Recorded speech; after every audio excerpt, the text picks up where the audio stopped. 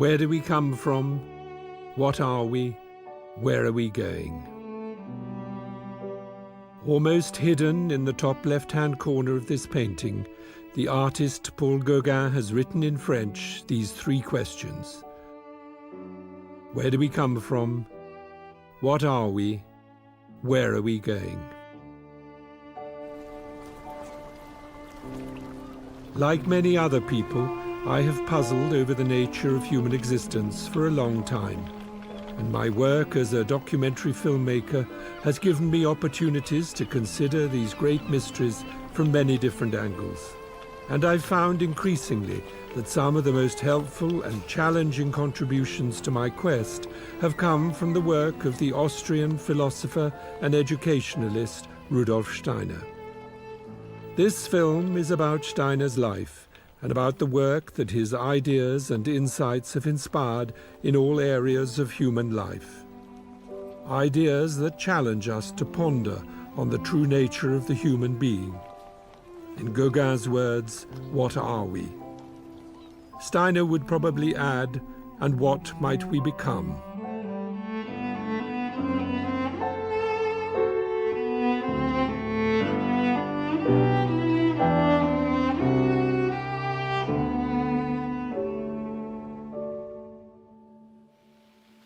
Rudolf Steiner challenges us to be more conscious. More conscious, and also, I think, to ground our consciousness in the warmth of heart. And I feel one of the most important things about Steiner is actually that he encourages us to bring thinking and feeling together, so head and heart together. I think Rudolf Steiner was a realist and a very practical person. I think he saw that he was planting seeds for the future.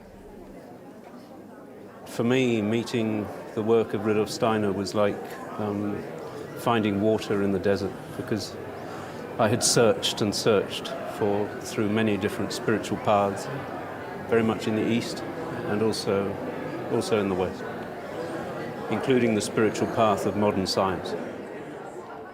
I can't think of anybody else who simultaneously follows the whole philosophical and scientific tradition within the West and within modernity, studies it carefully, it becomes very competent in its different disciplines, and at the same time is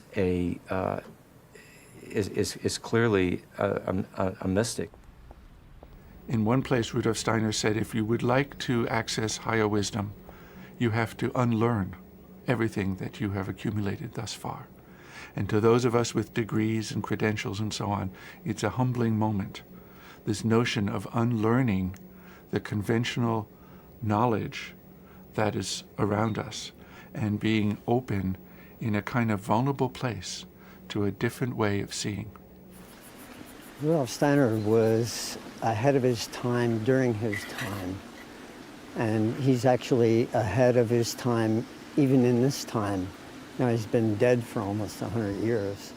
After a little time, I'll have half Q. If R is equal, I think one of the greatest challenges that Rudolf Steiner poses to us today is a challenge that he lived with in his own life, namely the challenge to battle against sectarianism. Yes, he felt sorry because he wanted to help people, but he wanted more than this. He wanted to let them free. So that's the essential point. It's the freedom. And you can help people and give them your own treasure, but finally they live out from your treasure and they are dependent. And that's the last thing Steiner wanted to have, dependent people.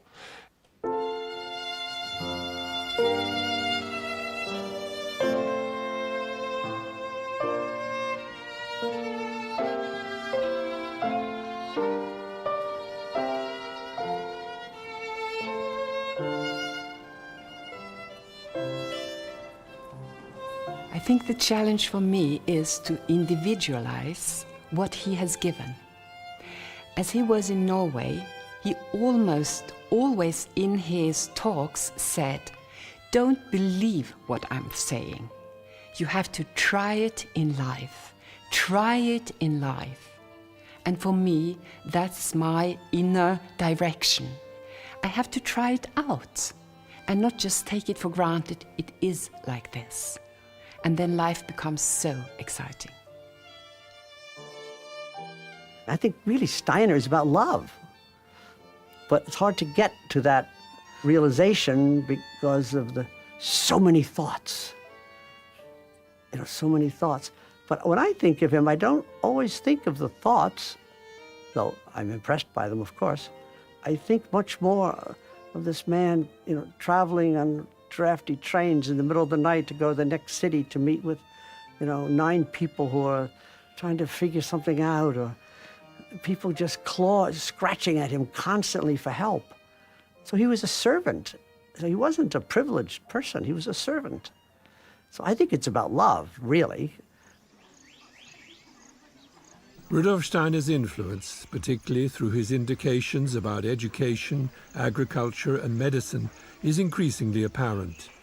There are 7 Rudolf Steiner Waldorf schools in India and over 1,000 worldwide, plus communities for those with learning difficulties, as well as hundreds of farmers working with his suggestions of how to not only produce healthier food, but also how to heal the earth in the process.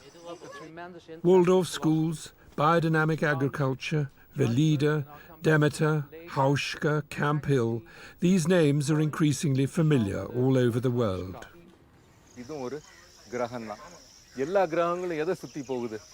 In South India, I visited a group of small-scale farmers learning about the influence not just of the sun and the moon on plant growth and health, but also of the planets, a reminder of what in many parts of the world is still not totally forgotten. Rudolf Steiner shared this knowledge, in part based on traditional wisdom, in a course of lectures to farmers in Central Europe in 1924, a year before he died. An awareness of the influence of the planetary constellations, and including when you sow what, is also central to biodynamic agriculture, a worldwide movement informed and inspired by that course of lectures, delivered at a time when farmers were already expressing concern about the effect that chemical fertilizers were having on the soil and on the health and quality of their produce.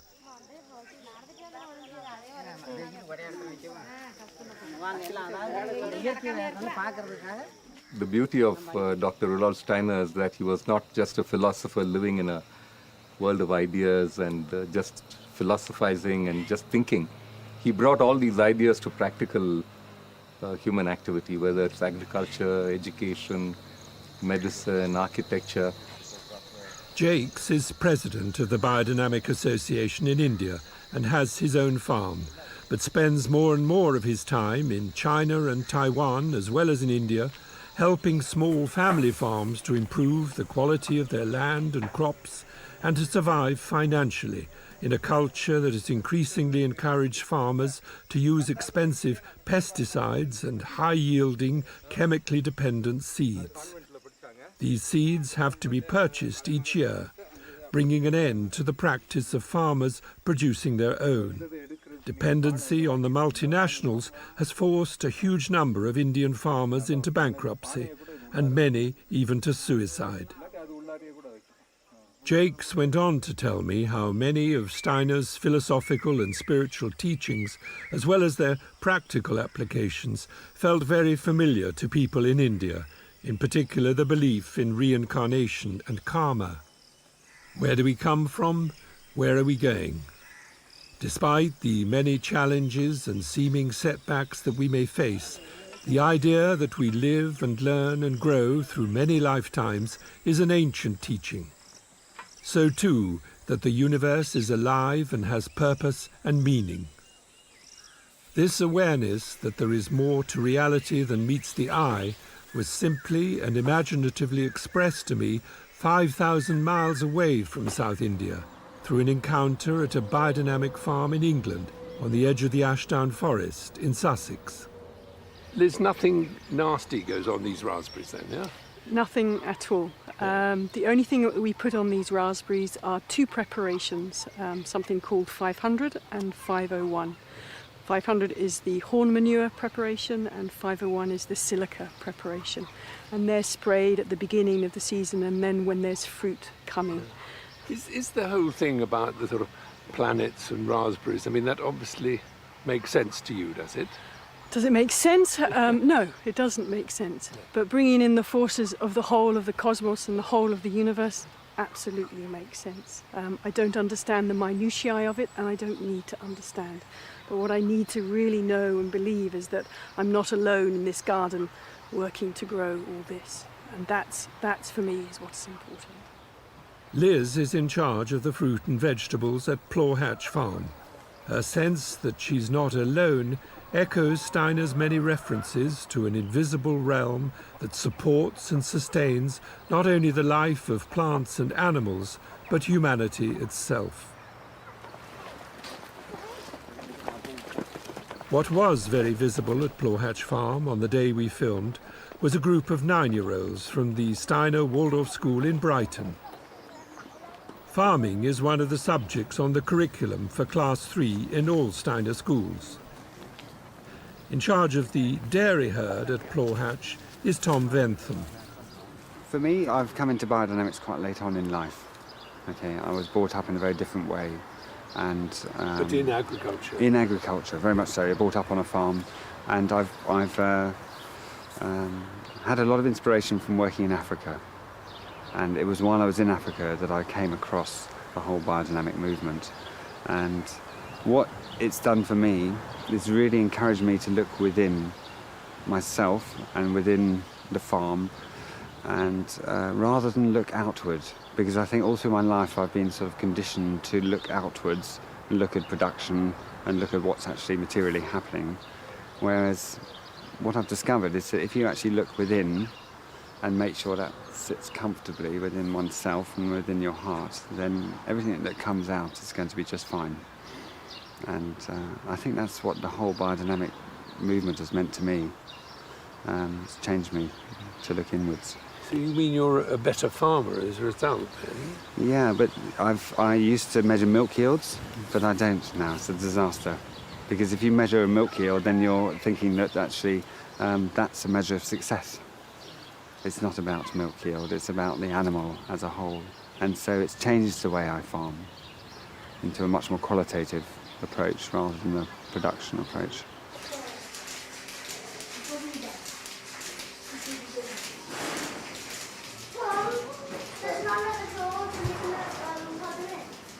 As with all biodynamic farms, Plawhatch is farmed organically, natural feed for the animals and no pesticides or artificial fertilizers on the land. And the emphasis is on diversity. Not just cows, not just raspberries.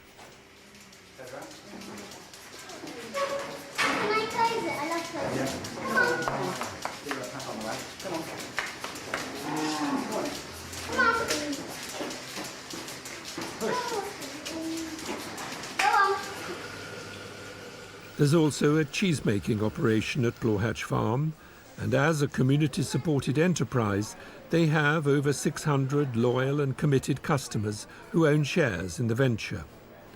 Plawhatch's milk and yoghurt are sold in their farm shop, along with Lizzie's fruit and vegetables. I asked one of the apprentices what she made of Steiner's ideas. They're hugely far out. And it's very difficult to actually read a book that's written by Steiner. Everybody I've met struggles with it. And even when you can manage to read the book, to accept his ideas is another challenge as well, because, yes, some of them come across as quite loopy. And I don't think he wanted anybody to blindly accept what he was saying. I think you've got to try things out and just see if it sits well with you. And also adapt it. I think we need to be flexible as well. And feel our way through the work, Do we work with the preparation, spray the fields, but also personalise it, put your own love into it at the end of the day. I don't think there's any point in just like reading the book and just using it like a manual. And he had some inspiring ideas, and it's quite difficult to understand why we spray the fields of these bizarre combinations of ingredients.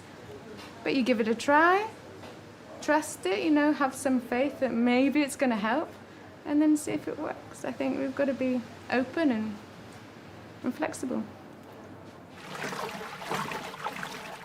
To be open and flexible and to trust. A young Dutch apprentice is doing just that.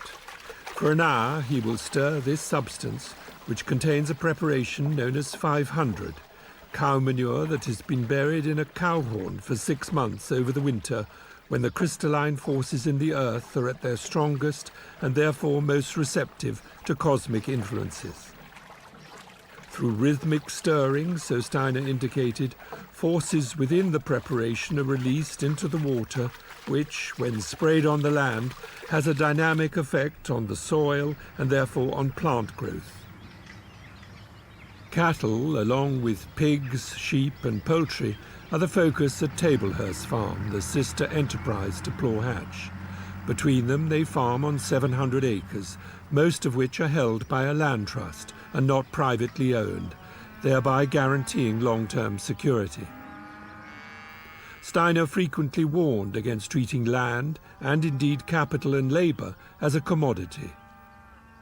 At Tablehurst and Plough Hatch, they grow their own feed and produce enough manure and compost to fertilise both farms. The mixture of animals, crops, fruit and vegetables enhances, it seems, the health and well-being of the farm as a whole. Peter Brown is one of the farmers at Tablehurst. On biodynamic farms, cows keep their horns, which are seen as an important sense organ, helping to give each animal an awareness of its surroundings and of its own metabolism and identity. If a cow doesn't have its horns, it can't actually feel anything. It doesn't know who it is as an individual. And that's why most farmers take the horns off, so they can keep more animals in, but also it takes away the cow's sense of who she is. Then that cow won't mind standing so close to each other like that. But these cows, they need about 2 or 3 metres around each other. If anybody goes into that space, they don't like it at all. So they're very strong individuals. Look at Orchid here. Nobody's going to go near her. Even if we go near her, she wants to get out of the way. But that's a very nice thing. Because if she's nice and individual, she has a very good immune system because she knows who she is. She feels good about herself and she knows what she's doing. Nothing can really touch her. Nothing can go wrong with her. But if we take her horns off, it's a bit like having lobotomy. Suddenly she doesn't know who she is. Actually, she doesn't really care who she is. She's lost one of her major sense organs. And who cares? Who cares what I eat? Who cares who I stand next to? And in fact, I don't need to last very long. And that's how most of our dairy cows are today, just like that. Whereas she should go on until she's about 15 years old, easily. Very strong. Never use any drugs on her, never spray any chemicals on her at all, never do anything to her. Maybe just trim her feet, and that's it. And she'll give very, very nice milk. Very strong milk, full of vitality. Clearly, Tom's cows are not going to tolerate being herded into conditions that treat them as pure milk-producing machines.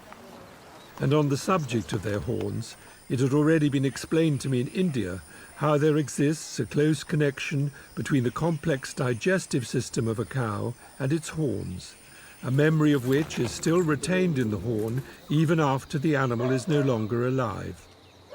Hence the use of horns as receptacles for the 2 biodynamic preparations, 500 and 501.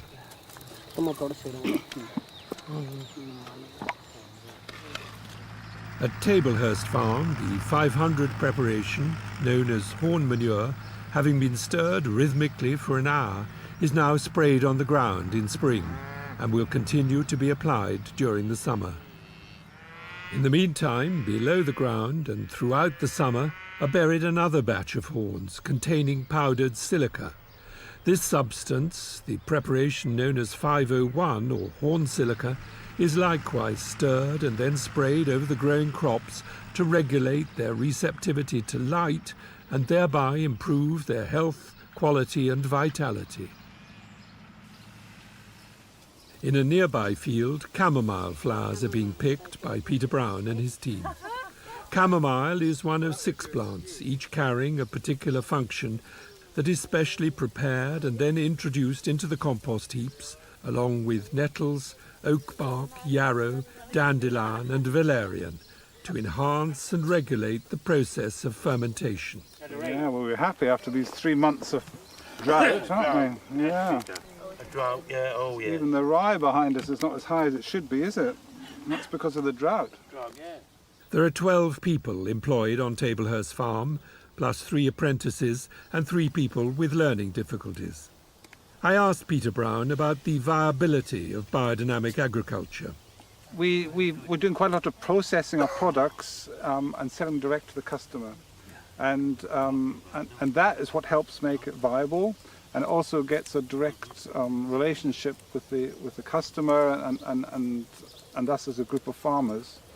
And because we're doing the extra processing together with the farming, like we butcher the meat and sell it on the farm, and we make the wheat or the rye into flour, and we sell it to the local bakery, and that sort of doubles the price. It's ironic because, you know, there's so much, proportionately it feels like there's a lot of work goes into producing it, and then all you do is put it through the mill and you double your price. But that's what you have to do, though, to make it viable. Driving the tractor is David Junghans. He attended a Steiner Waldorf school in his native Germany, then trained in conventional agriculture before coming to England to Emerson College to study biodynamics. I asked him what he understood by this word force, the idea that there is something invisible at work in the substances that make up the phenomenal world. I think everyone has the experience of forces, hard forces, of love, for example, or of any kind of emotions. But they are not visible. It's only the physical carrier, actually, the human being, that makes it visible. And so it is in nature. Potassium is a carrier for a particular force, and so on and so on. So that's how I understand forces. Forces stand behind matter, and actually matter carries these forces into the physical world. During my visit to what was clearly a thriving and truly mixed farm enterprise, someone remarked that Old MacDonald seems to have got it right.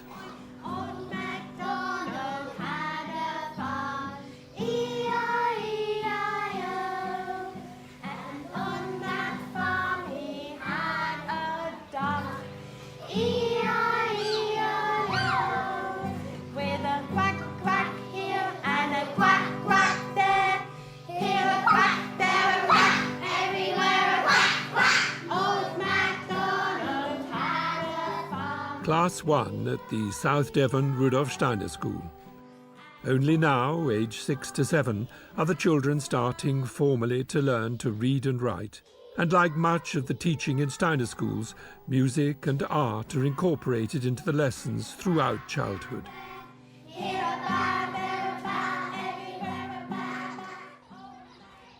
The South Devon School is one of 35 Steiner Waldorf schools in Britain. The first Waldorf school was founded by Steiner in 1919 at the request of Emil Molt, owner of the Waldorf cigarette factory in Stuttgart, who wanted an education for the children of his employees that prepared them for life in its fullest sense. And life in its fullest sense means educating hands and heart as well as head.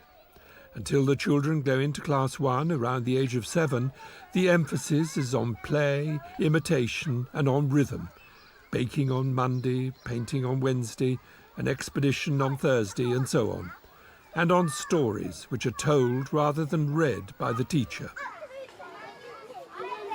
And Steiner's picture of child development is not only of children growing up and thereby learning the ways of the world, but also of children growing down, bringing into life their own unique biographies, as he saw it from many lifetimes. And this needs time to build a strong and firm foundation so that each child can not only then face the world as it is, but also develop the strength of character to maybe change it.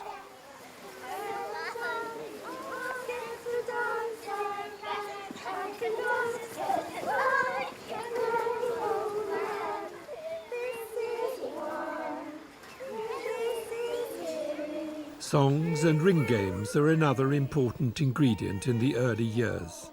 Ideally, dexterity in their bodies will gradually translate into dexterity in how they think and create.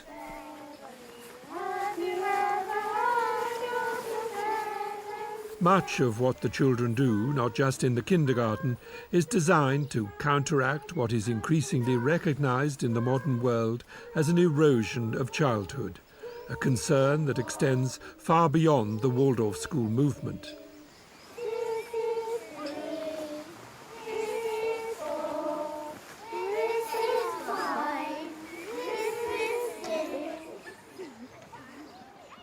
As at the Brighton Steiner School, these 9-year-olds are also not just studying farming, but actually doing it as part of what is called main lesson. One particular subject taught for the first 2 hours every morning over a period of 3 or 4 weeks. Around this age, most children start to take a new interest in the world around them, whilst also experiencing a certain separation from that world. Now they begin to study science, and in mathematics the concept of fractions.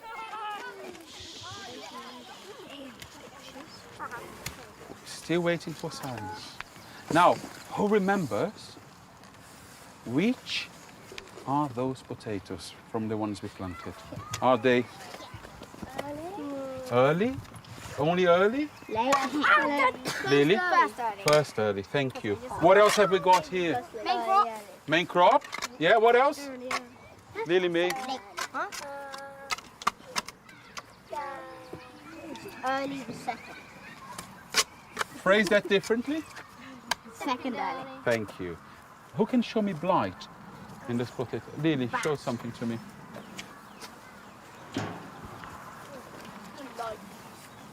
Can you see? I can see from where I am. Quite right. Yeah? Every digger should have 2 other ones working together. So should be groups of 3. A digger and 2 collecting the potatoes. The plants should all be brought back here, please. Yeah, girls? That's perfect. No, that's fine. So 1 on this side. You are too many here. Well, they really seem to be enjoying themselves. I thought children weren't meant to like gardening. They like gardening very much because they can see the end result. So they've been involved in the ploughing of this field, well, spreading the muck, the ploughing of the field, which was done by horses. So they actually pulled the plough. So they had, what is that? When can we see the lamb? Soon. Yeah? Oh, that's a big one. How many? 7. Very gentle. 9. Whoa, wow, look at that. 14. 16. They respond very well to the activities we propose. It's the practical ones there. Yes, let's do it. And there's a real enthusiasm that comes from them. Where are you from? I'm from Brazil. I'm from Brazil, yeah. So there are Waldorf schools in Brazil too? There are Waldorf schools in Brazil, yeah. But I wasn't connected to schools there. I was connected to the biodynamic impulse, but not to schools. Yeah, you're doing both. That's right, yeah, sort of bringing them together, really. Yeah.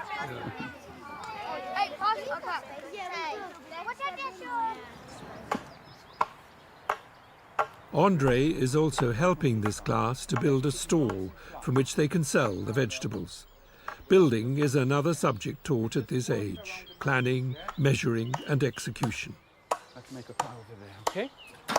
Down there. The curriculum in Steiner schools is designed to introduce subjects when they resonate and correspond to where the child is at in his or her development.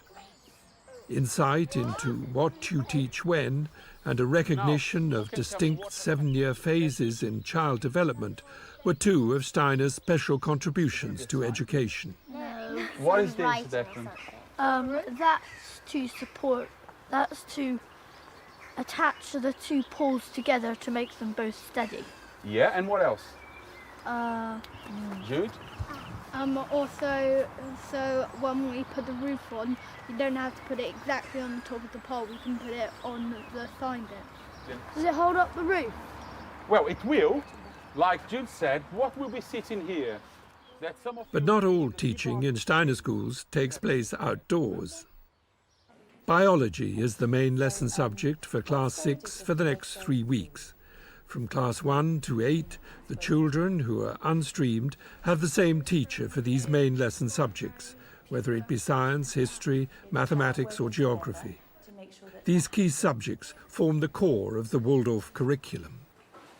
How does the queen ant start to establish her colony after she's mated with the drone on her nuptial flight? Aggie? She digs a hole and then carries all the earth out of the hole so she can have more space to dig. Excellent, thank you. Alexa Smith will stay with this group of children until they go into the upper school around the age of 15.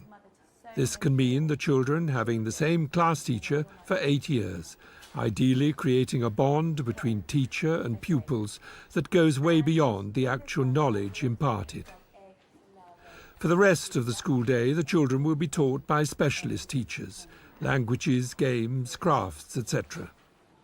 I asked the teacher of Class 2 what attracted parents to their school. Well, I think there are an awful lot of parents who come to our schools and sense that what's there is wholesome and good for the children, and they're looking for, childhood with all the light and joy that childhood brings, and quite often seeing in many schools that children in a way trying to be moulded into something which isn't child-friendly, and they see that in our schools, we celebrate childhood and we try to bring things which actually really nurture and nourish and feed where the children are actually at, and so they'll see that, they'll sense that, and then they bring their children.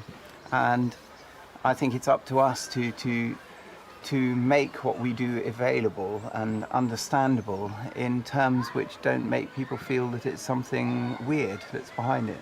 Because I firmly believe it is not something weird. The sun with loving light makes bright for me each day. The soul with spirit power gives strength unto my limbs. I've been doing this for 20 years, and it really does nurture and nourish those children, and they are free afterwards. They're not coming out having to believe in any particular belief system or anything. They're totally free, but they've been nourished as human beings.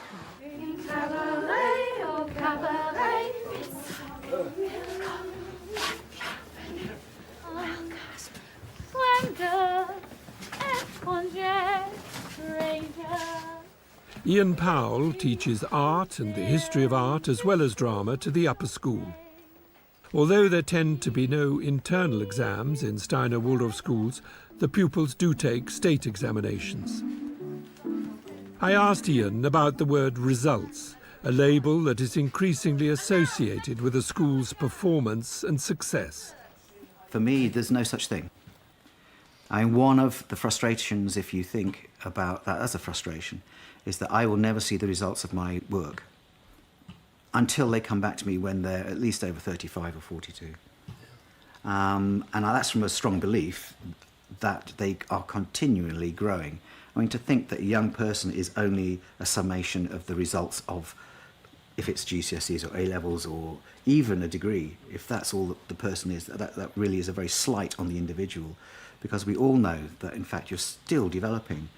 So I'm really well aware that anything I do here, if it's an examinable, is purely to allow them to go on to the next phase of study.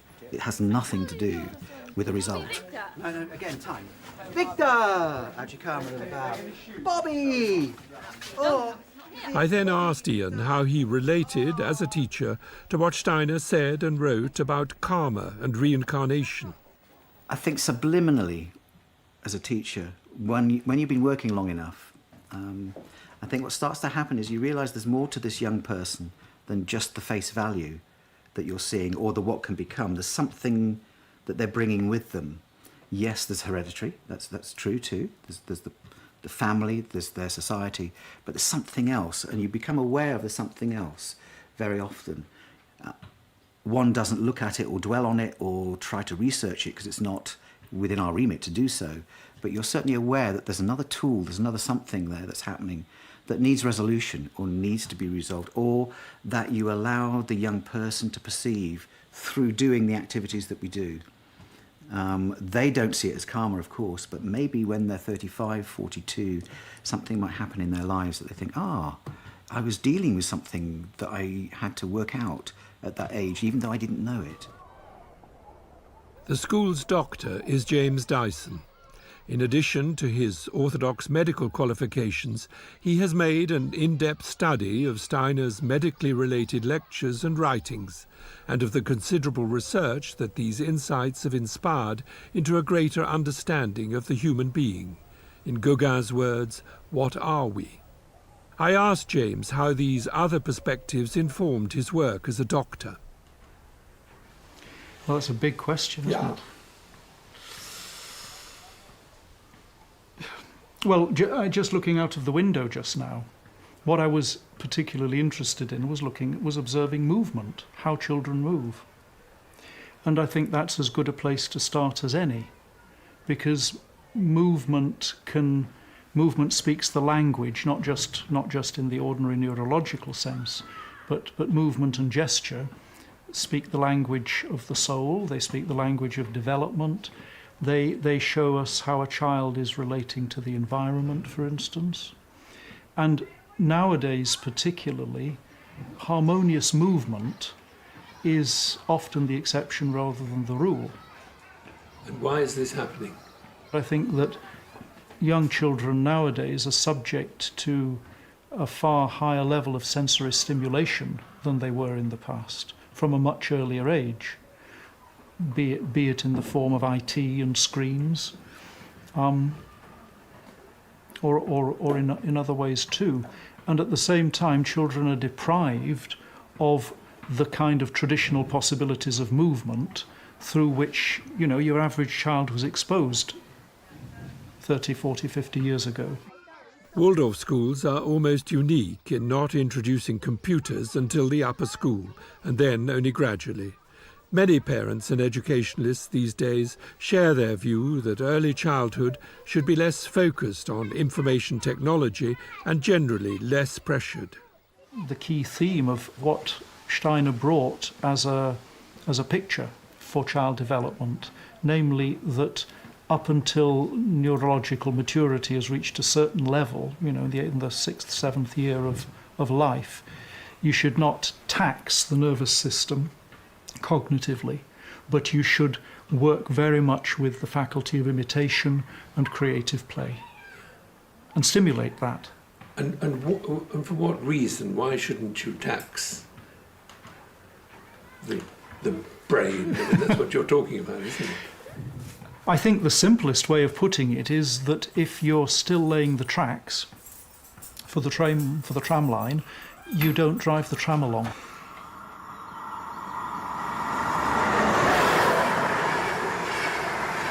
Rudolf Steiner himself grew up beside railway lines. His father was a station master, and the exciting new world of trains was ever present. Steiner was 2 years old when, in 1863, his father was transferred to this station at Potschach in Lower Austria. He lived here until he was 8. Steiner wrote in his autobiography of his deep appreciation for the unspoiled landscape in which he grew up. Despite the new technology on his doorstep, life for the young boy was essentially simple but far from cozy.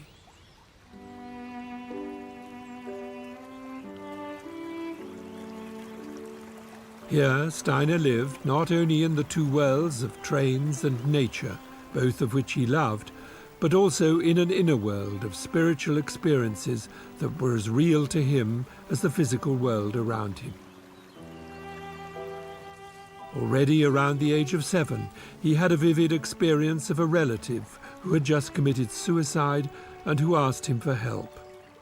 But it was to be almost 40 years before he could speak openly about such matters. What is the true nature of reality? Where do we come from? What are we? Where are we going? These were questions that were to occupy Rudolf Steiner for the rest of his life. In 1868, the family moved nearer to Vienna, to the village of Neudorf. By now, Steiner had a younger brother and sister. Though less remote than Potschach, his home was still, in Steiner's words, austere but healthy.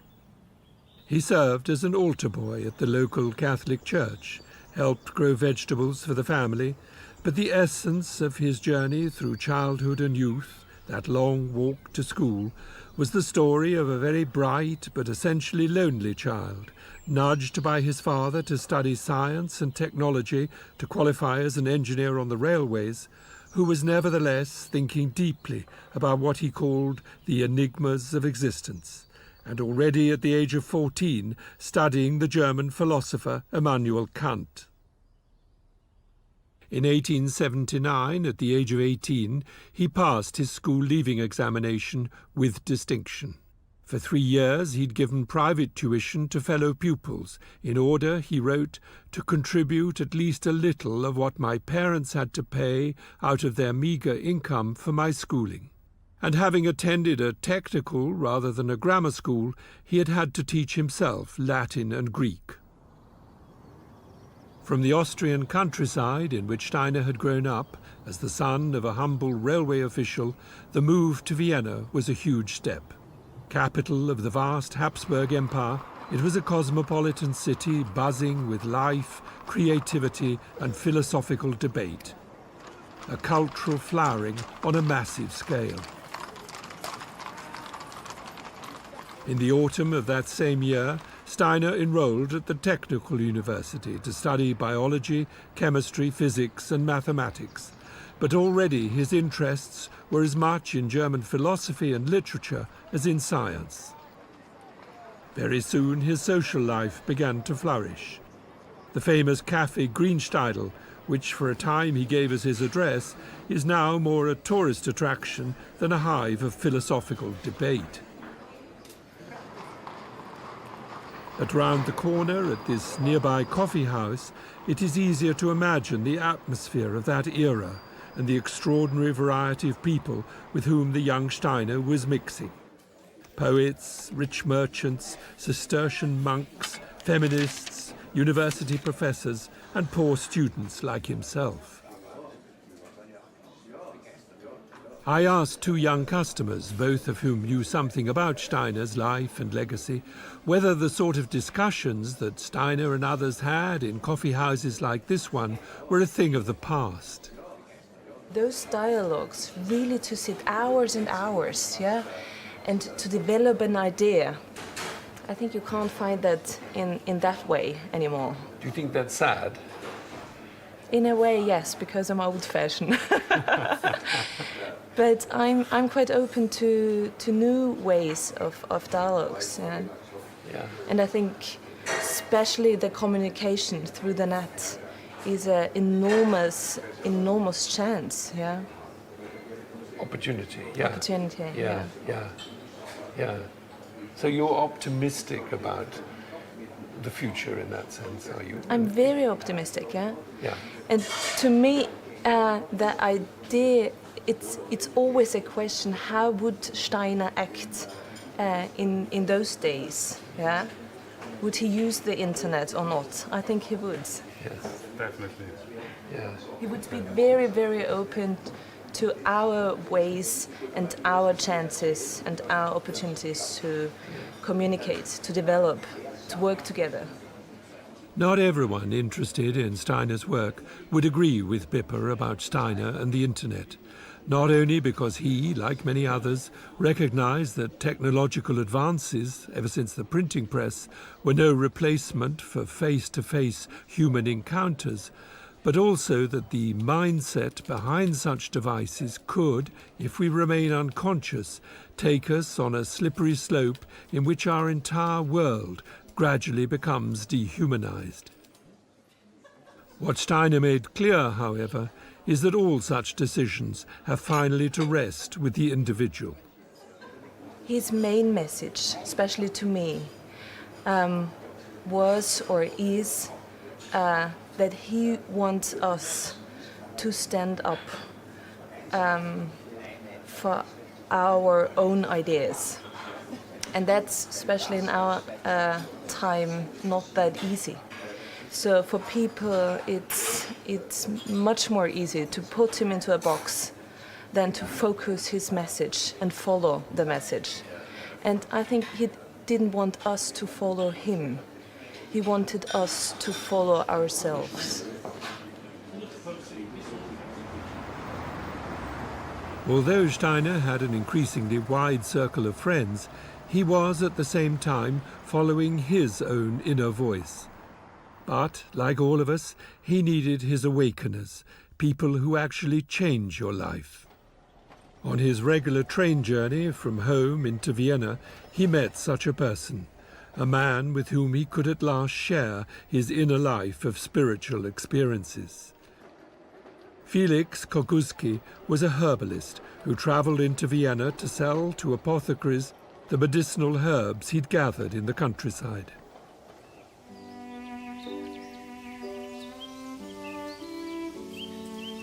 On his back, wrote Steiner in his autobiography, were his bundles of herbs, but in his heart was the knowledge of the spiritual aspects of nature that had come to him through gathering them. Through Felix, Steiner learned that there existed a vast store of traditional wisdom that was soon to disappear completely from the folk culture of Central Europe.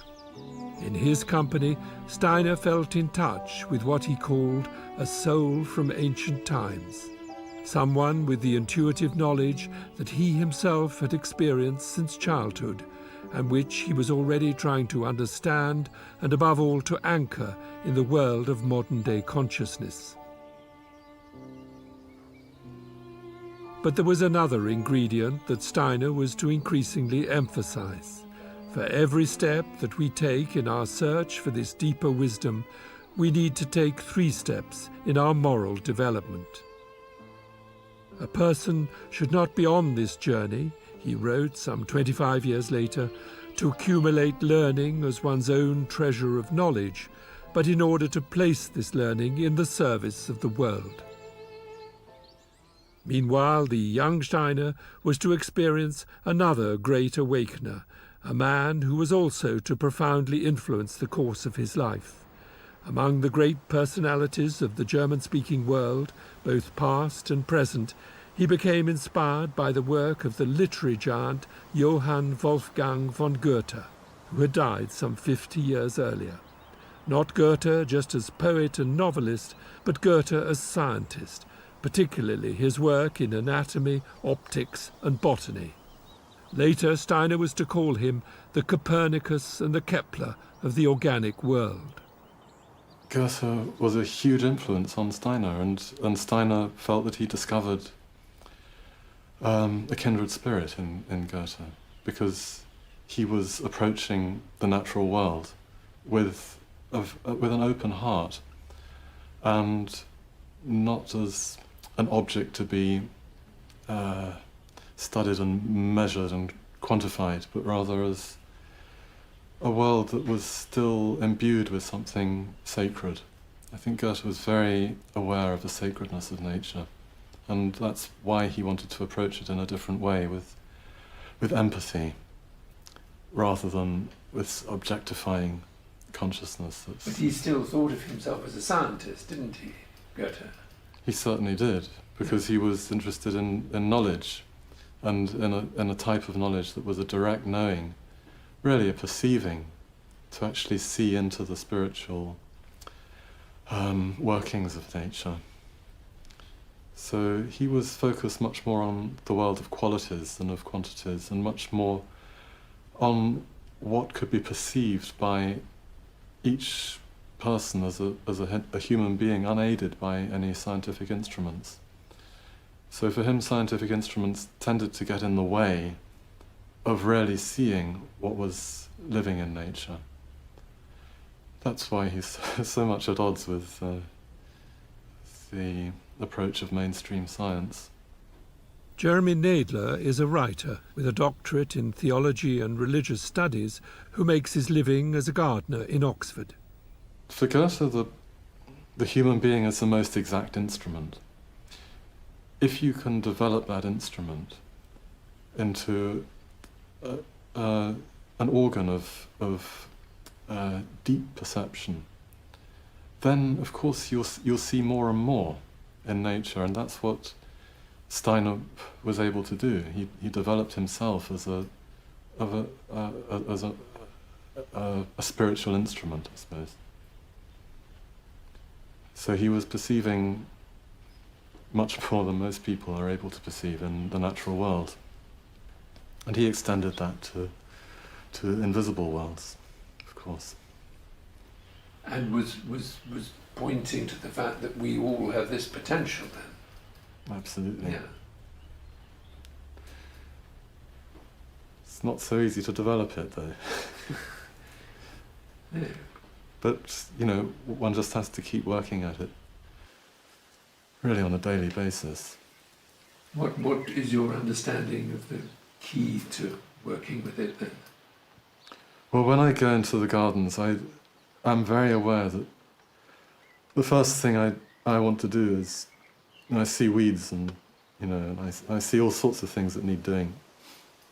So I want to get engaged with practical stuff. But I try to stop myself and just spend at least a few minutes with a plant and just observe it, just be with it. And there's something immensely centering and healing in doing that. And I feel it actually helps the rest of my day in the garden. You realize that there's a miracle there, really.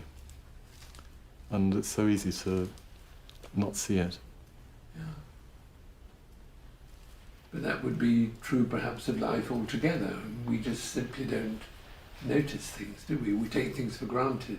Yeah. Not just plants. That's absolutely true of life altogether. And one of the wonderful things about Goethe's scientific method is that you can apply it to every life situation. It's not just to do with our relationship to nature.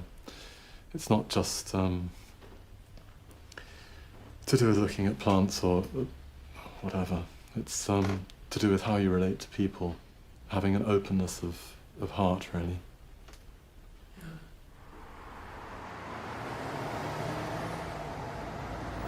Goethe does provide a kind of transition, a foundation for a transition between, I might say, conventional day consciousness and what Steiner calls ultimately his spiritual science. That is to say, a way of engaging the world of spirit, the world of our own inner experiences, with as much surety and clarity as we do the outer world. I'm going to remind you of what we saw at the very beginning of our class. Remember, there was a little Wimshurst machine here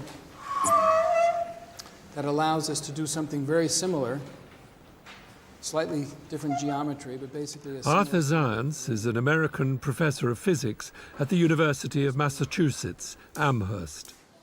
Alongside his interest in Steiner, and through his connection with the work of the Dalai Lama, he is a pioneer in bringing the practice of meditation into academic circles. I asked Arthur to explain the young Steiner's interest in the philosopher Immanuel Kant, and in particular Steiner's rejection of Kant's hugely influential utterances on the limits to knowledge. The limits, the so-called limits to knowledge, are really the limits of a horizon. You know, if you stand on a mountaintop, you see further than if you're down in the valley. Well, but you got to get to the mountaintop, right? So yes, you could say there are limits to knowledge if you're in a particular location, but there's nothing to keep you from developing yourself to a higher extent. It's like climbing the mountain and seeing further. There'll still be an horizon, so you'll still experience a limit, but the limit is a subjective limit, not an objective statement about the way the world is organized. So yes, you could say Steiner recognized that there are, in the moment, certain limits to knowledge, but that these are not part of our human nature. Human nature is, in some ways, inexhaustible. Everything that can be known by the human being. We are, in that sense, in the image of God. We're filled with the potential for the most profound and extraordinary way of knowing. From Steiner's point of view, a human being stands in the world and the world's impressions come through the senses, green, movement, light, warmth, hardness, all that sort of stuff. And that's given to us. We don't do anything about that. I don't create that tree. The tree's all given there. But I, as a human being, also act into it because I bring the concept tree, green, the relationship of that tree, the kind of tree that is related to that another tree, and so on. All that is a human product in relationship to what's given to me. So you have a given world and a world that's the product of human thinking. And these two interacting give us what we call the real world. So it isn't a world we can never know. It's not always immediately known, but it's not in its essence unknowable. I looked at it more carefully and then saw in its leaves it does something incredible. That the lower leaves are long stalked and kidney shaped, and they form a little rosette. There are only 3 of them still alive. There were more earlier on. Then a little ways up the main stem you have the next leaf, which also has a long stalk but is already in its blade. Craig Holdridge has also had a long interest in Steiner, and through Steiner into the work of Goethe. In upstate New York, he has founded the Nature Institute, where observation, the kind of meditative observation that Steiner practiced over many years, is explored. We founded the Nature Institute with the intention of having a place that can cultivate a particular way of knowing that can bring us back more in relationship with nature and the things themselves. And now that sounds, very harmless and simple and maybe not even that important, but if you think about how strongly our culture and our minds are captivated with certain kind of abstract ideas, and we notice that people come to us with many, many abstractions in their minds about what hormones do, about what the brain does, about how natural selection has made us this way or that way. And we have all these explanations of the world, but do we see the world? Do we experience the world anymore? And of course, with our technologically dominated culture, this becomes more and more an issue. Goethe said something like, if we want to gain a living understanding of nature, we must make ourselves as mobile and flexible as nature herself. So science as transformation of the human being to understand the living character of the world. That's the mission of the Nature Institute. When Steiner came across Goethe's work when he was still a student at the university in Vienna, what he found in Goethe, what stimulated him in Goethe, was that here was a man who really immersed himself in the phenomenal world, didn't have lots of abstract concepts, and thereby opened himself to seeing relationships that spoke of more than the mere physical. It is just unfortunate today that we are so much in a dualistic culture, matter and mind, soul, or body and spirit, if we even think about the one half, right? But if we do think about the spiritual or the soul or whatever, then it's always in contrast to the body or this. But to see a unified world, and that was really Steiner in his epistemology based on Goethe, was all about the one world that we live in. It is one world, and we are part of one world. And there aren't 2 or 3 or 50. There might be nuances and different levels, or whatever you want to call them, different aspects that one can gain access to, but it is one manifoldly differentiated world. In this approach to understanding the world, you really do have to slow down. I mean, and that part of our challenge today is our rushed world, right? We rush from one thing to the next, and thereby we can't really take anything in and meet it in any depth. And so just to sit down and perceive and take the time to look at a plant or look at one leaf of one plant for 5 minutes, takes a lot today. and to take it in and say, what do you have to show me? And then the work continues. But you've slowed down and you've gone out and taken the time to take in something that the world has to offer you. And that gives it a moment of quiet and a moment where you can really enter into a conversation with the world. So I, sometimes thought about, this methodology or this aspect of the methodology, that it would be interesting to speak of, like one speaks of slow food today and slow money, to speak of slow science. We need to slow down so that we can really dwell in the things as a basis of a more, as the basis of a deeper understanding of the world. Towards each other too, then. Yes. I mean, in all respects. I speak mainly about, when I'm speaking about nature, I'm also speaking about my fellow human beings, right? In all our relationships, this, taking the time. One set of relationships that Steiner had while still studying in Vienna, and which was to have far-reaching consequences, took place in this building, the home of the Specht family. Steiner tutored the 4 boys during his last 6 years in Vienna, while at the same time studying and writing on Goethe. Of particular concern to his parents was Otto, 10 years old when Steiner first met him, and considered by everyone as both physically and mentally abnormal and therefore uneducable.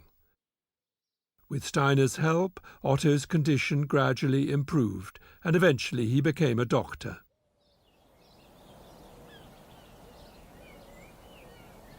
There is now a whole movement for therapeutic education, with schools and villages, not only here on the banks of the Severn Estuary in England, but all over the world. A movement inspired by the lecture Steiner gave in 1924, drawing on his experience with Otto, as well as on his own insights into the make-up of the human being and the abnormalities that can occur.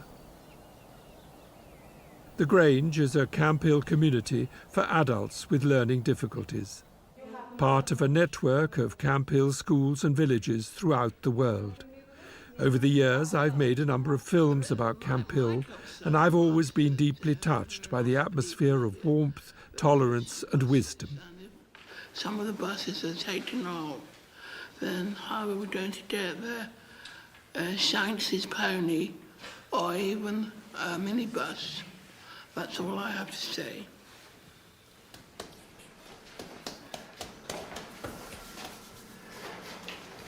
John, do you work here every day then? I work in the garden. I work in the garden. Do you? Yeah, I work in the pottery as well. Oh, so you've got a lot of jobs. Yeah. Which one do you like best? Pottery. Pottery. Yeah. You meant to say the bakery. Yes, I'm the bakery. That's better. Sorry. Sorry, Greg.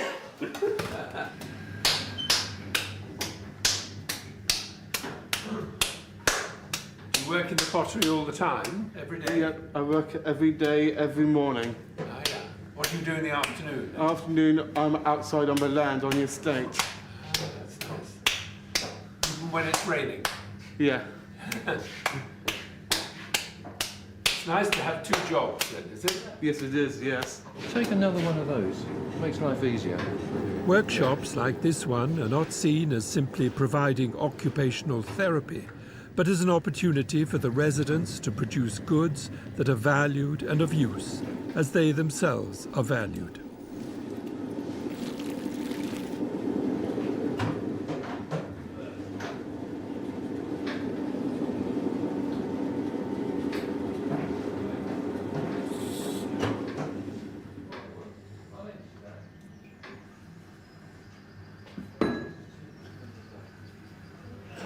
It's finished? Yep. The way I have to do is to put these plates into the woman cupboard over there. I'll show you. Have you been in camp at the age of 5? So you've been in Camp Hill since you were 5 years old? How old are you now? 23. 23, yeah. I'm the youngest in my family. You're the youngest? Yeah, I have a big sister as well. Big sister? Yeah, two big sisters. Do you go home sometimes? Yeah, I see my dad, but my parents are not together. Aren't they? Yeah, it's difficult, but I could get on well with my family. Even we have ups and downs, I just get along with them. I think lots of families have ups and downs. Yeah. And you like it here? Yes. This is like your family in a way, isn't it? Judy and Nina, my family. Yes. That's nice. Well, you're doing a wonderful job. Yes. That's the microphone. Now I'll show you the finished plates. Can you? So that's the finished plate, yeah. Yes, it is, yes. Yeah. Must be very satisfying to do it. Yes, it You is. enjoy it, yeah. Yeah, I love it. Yeah. I love working in pottery. Yeah. Camp Hill was founded by Karl Koenig in 1939, along with a group of fellow refugees from Nazi-occupied Austria. Their angel led them to Scotland, where, inspired by the work of Rudolf Steiner, they created a worldwide movement for the care of children and adults who were, in the language of the time, in need of special care. I think you might need to spray between the saw. You might need to spray between the saw. I'll get you the spray. Hang up another swallow, are you? Yes. This is my washing line. Michael calls it my washing line. They all made a joke out of it, but I don't mind. You know a bit about Steiner? Just a little bit. He's comes from Vienna, doesn't he? Well, in Austria, yes. Austria. Yes. And he started a lot of Camp Hills. Well, he inspired the He whole inspired. campus. Yes. Inspired, that's the word I want. Yes, yeah.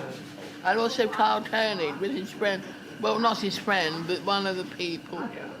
Koenig was interested in Steiner's ideas, Yeah. that's right. Yeah. And he wanted to follow the impulse. That's right.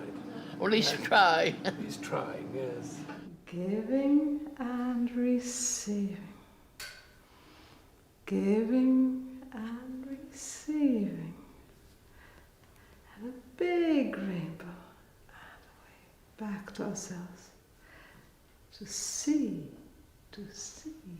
the deep blue sea. What Judy Bailey is trying to do, through a therapy that Steiner developed called eurythmy, is to heal through movement, often very simple movements. And how is that helping, Judy? Can you say? Well, the breathing is where everything starts with a human being, isn't it? We're too excited or we're too sad. Everything is to do with breathing, breathing out, breathing in.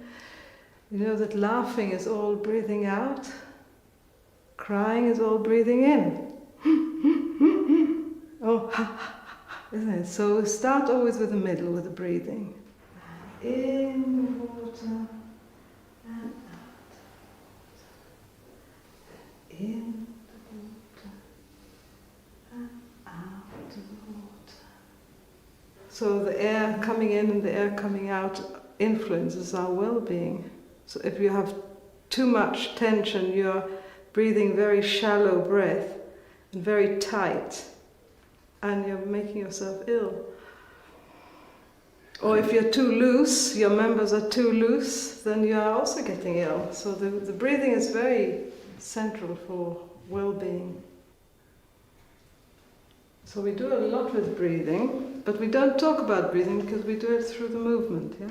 So we might even do this exercise now, walking, which we do sometimes, don't we? So step down, step up, step to the right, step to the left. We'll go back in a minute. Step to the right, up,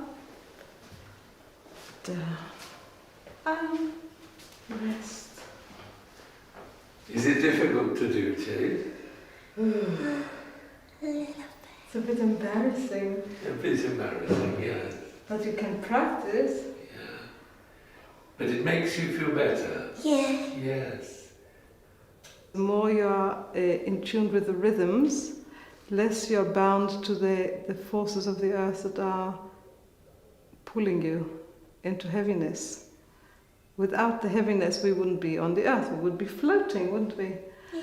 But the earth is pulling us, but we don't want to be a machine.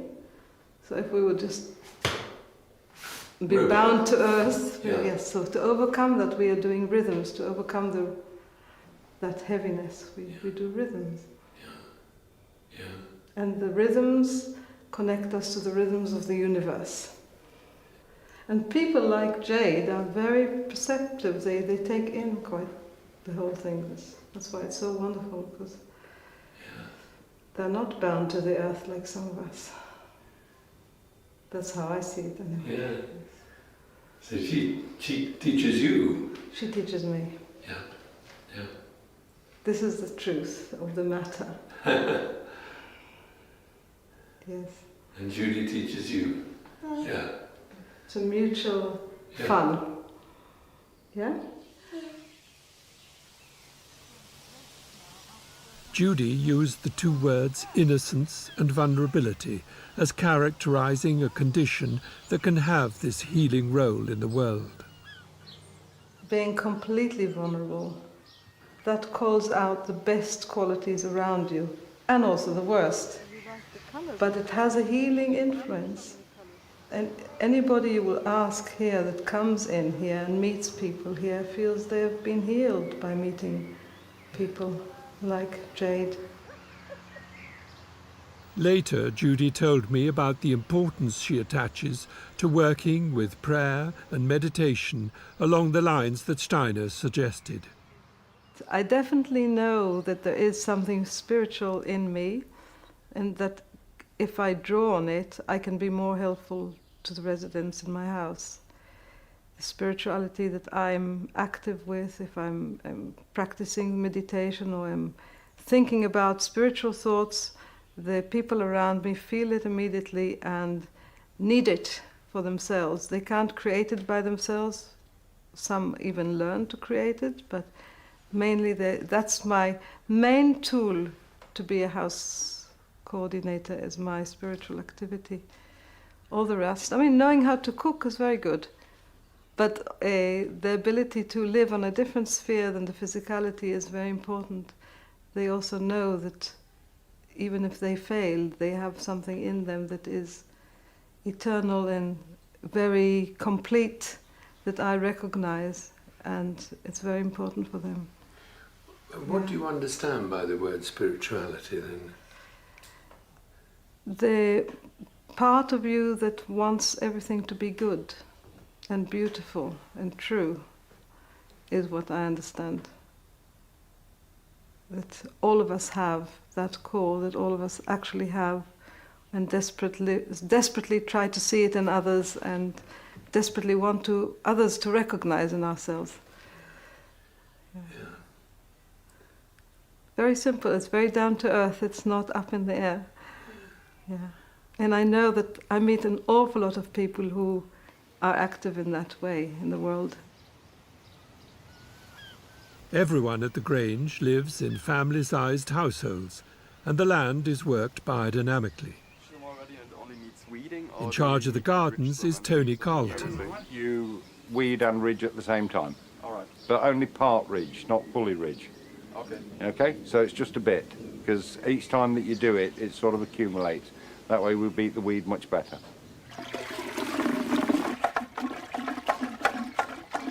Tony compared Ian's vortexing of the preparation to breathing. Judy and Jade breathe, the cows breathe, the earth breathes, and so too, through stirring rhythmically, does this substance.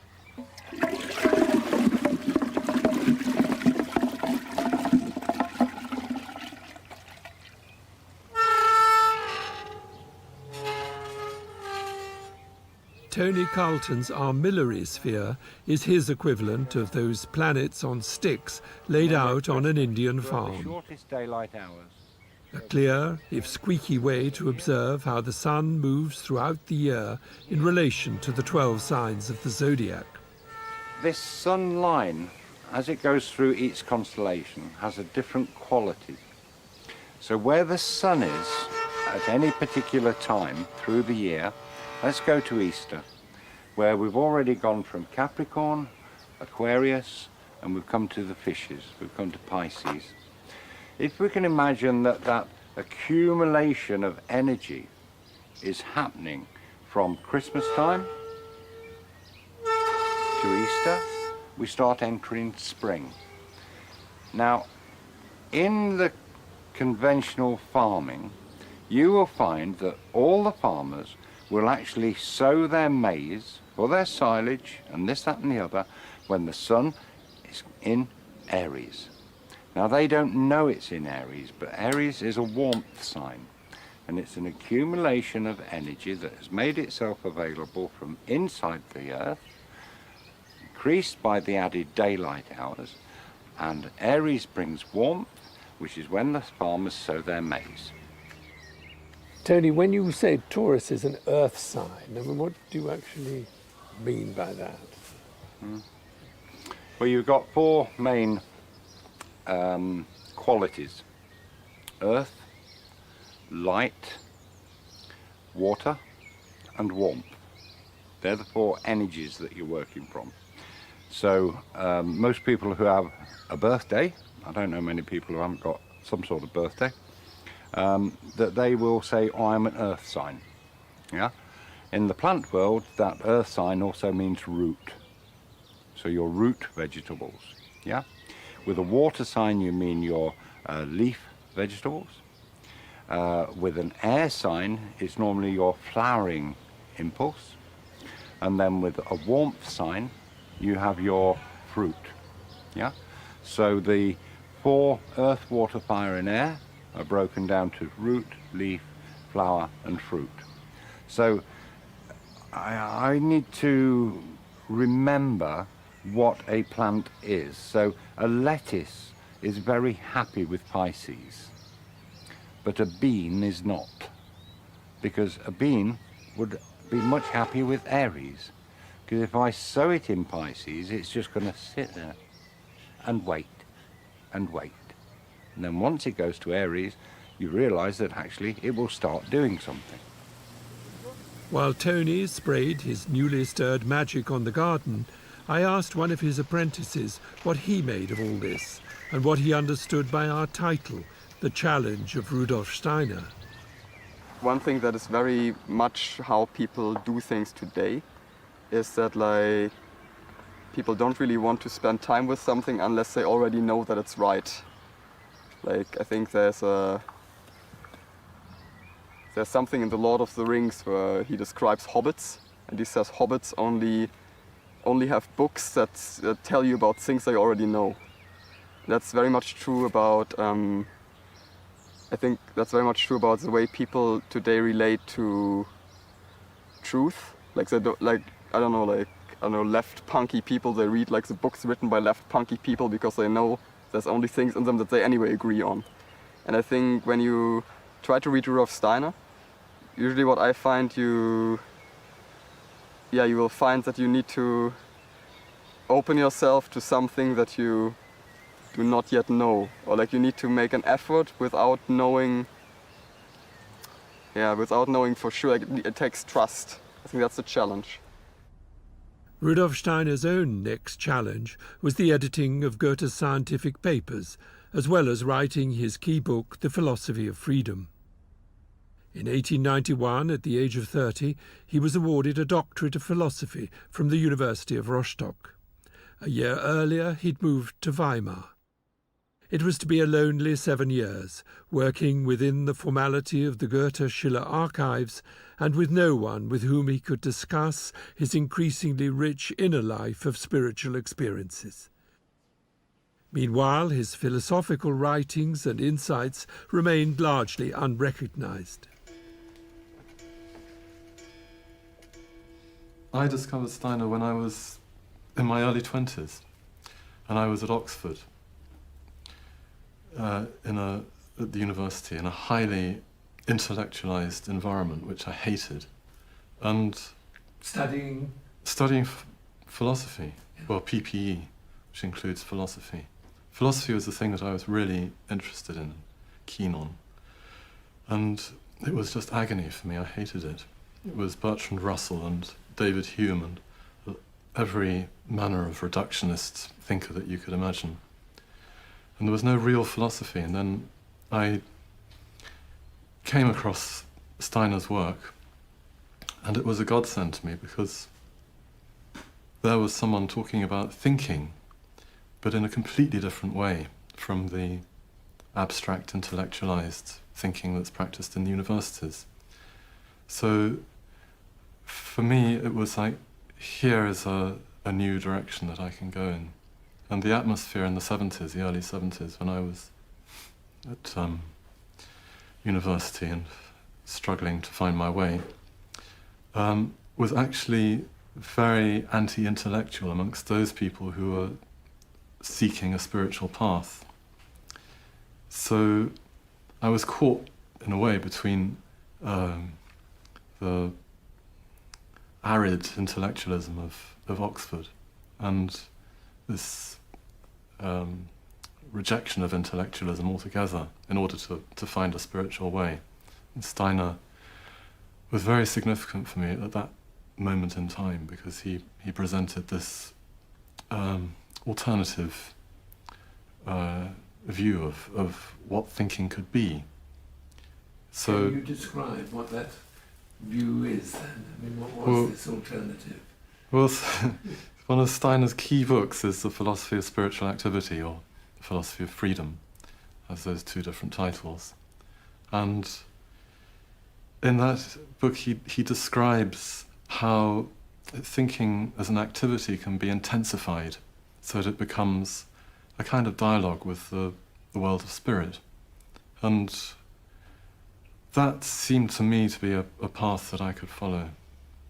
But when you say world of spirit, I mean, that can sound pretty weird to some people. Are you talking about talking to spiritual beings, or what do you mean by the world of spirit? Well, yes, I do. It may well sound weird, but I think that's the reality of it, yes. But of course, one's actually in a kind of inner dialogue with a world of thoughts, but the question is, what is the source of our thinking? Where do our thoughts come from?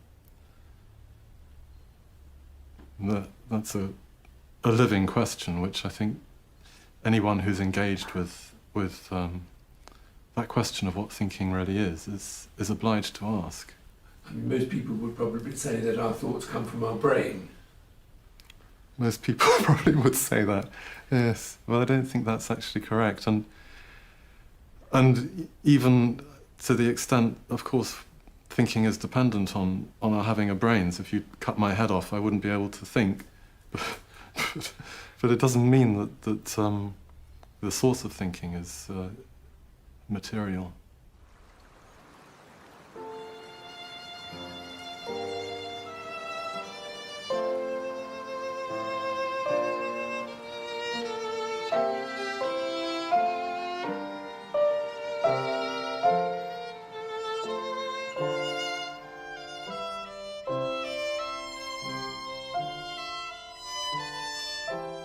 How long must I be silent, was the question that Rudolf Steiner was asking himself as he reached the age of 40, unable still to share his experiences of what he called die geistige Welt, the spiritual world.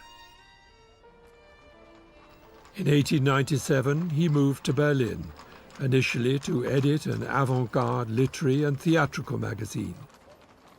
But it wasn't only to intellectuals and artists that he was drawn. As a result, he was asked to give courses in history at a workers' educational institute, a post he held for 7 years.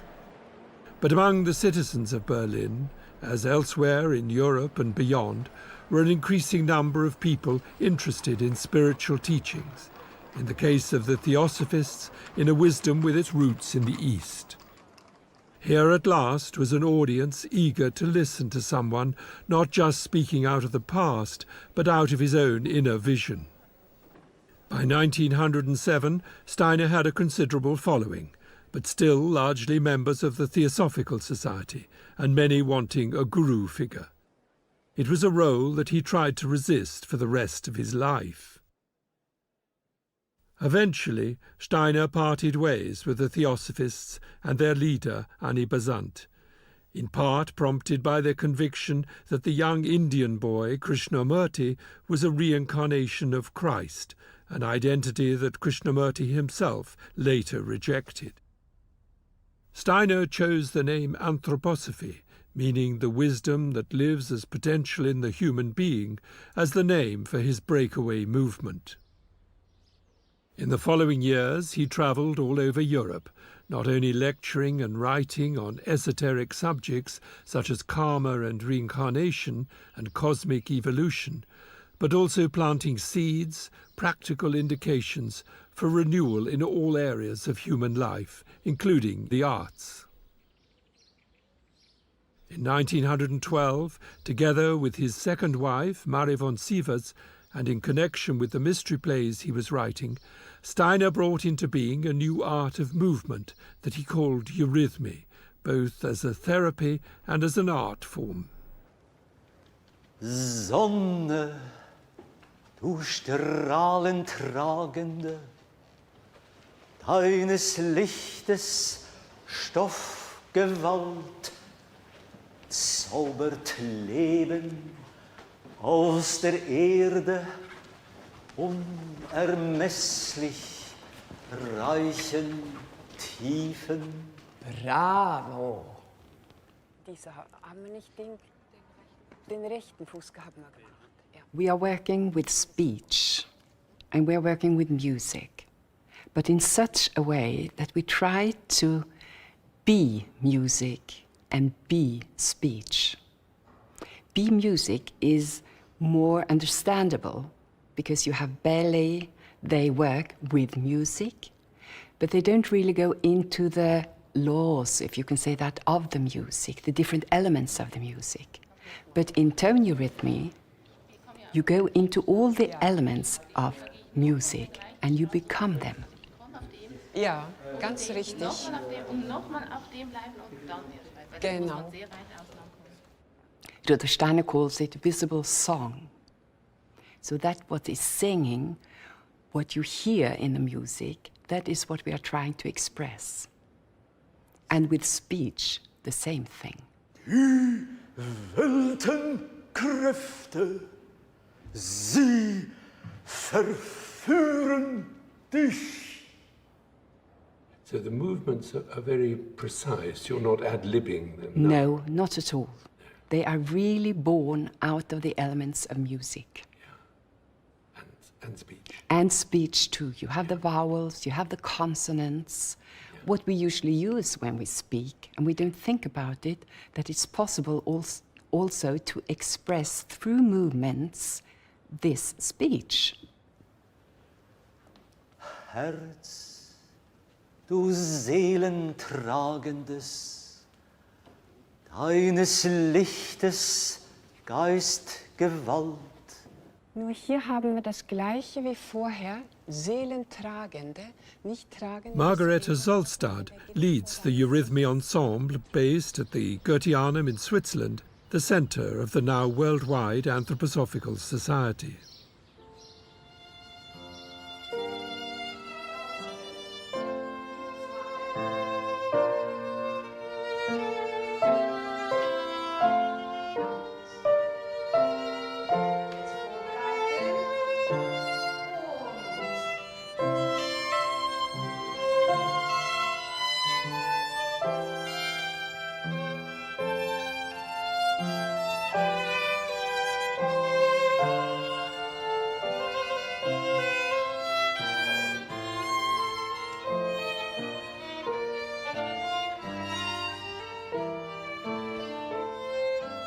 Eurythmy may not on its own save the world, and the shape of the Goetheanum may not be to everyone's taste. They are, however, attempts by Steiner to waken people's awareness to what is seemingly hidden behind the world of appearances. Eurythmy explores this other dimension in both music and speech. And for Steiner, it was not a case of spirit or matter, heaven or earth, but rather spirit and matter. There is only one world, but it is infinitely more complex and many-layered than a purely materialistic mindset is willing to acknowledge. Over many years, through a combination of diligent meditation and an open heart, Steiner developed the natural clairvoyance he was born with into a faculty that made possible what he called spiritual science, a way of seeing, open to us all, that goes beyond our sense impressions and a narrowly focused intellect. To help awaken the spiritual in the human being to the spiritual in the universe is how he once described his task. In other words, the human being is potentially, as the ancients taught, a microcosm of the macrocosm. Steiner was no longer silent, no longer alone, but he paid the price. He had stuck his head above the parapet and was shot at from many directions. In the 10 or so years to come, until his premature death in 1925 at the age of 64, there were indeed triumphs, but also tragedies. Yet despite exhaustion and illness, Steiner continued in his efforts to remind us of our evolutionary potential and that we are not alone in the universe. Indeed, that we are made in the image and likeness of God. Some listened, some not. Herein lay the challenge, both for him and now for us.